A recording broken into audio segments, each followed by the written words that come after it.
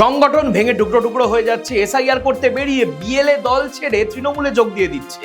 কিন্তু তাও মুখ্যমন্ত্রী পদপ্রার্থী কে হবে তা নিয়ে দ্বন্দ্ব চলেই চলেছে বিজেপির অন্দরে। তাই নিজেদের স্বপ্নের সাম্রাজ্যে মুখ্যমন্ত্রী শুভেন্দু হবেন না সুকান্ত, সেই ঝগড়া মেটাতে শ্রমিক ভট্টাচার্যকে রাজ্য সভাপতি করে বিজেপি। কিন্তু এবার আবার এক নতুন মুখ্যমন্ত্রী পদপ্রার্থী উদয় হয়েছেন গেরুয়া শিবিরে। মিঠুন চক্রবর্তী এক সভায় ঘোষণা করে দিয়েছেন যে তিনি নাকি বিজেপির মুখ্যমন্ত্রী হতে চান। আর এও ঘোষণা আগে করে দিয়েছিলেন যে প্রত্যেক বিধানসভায় নাকি তিনি মিঠুন সেনা তৈরি করবেন।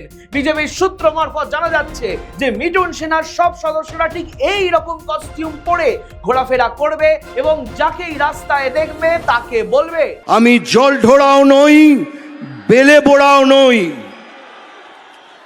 আমি একটা কোবরা, গোখরো আমি। Just joking. আর এরকম আরো খবর নিয়ে ফিরবো আমি শুভম গাঙ্গুলি, আর আপনারা দেখতে থাকুন দৃষ্টিকোণ।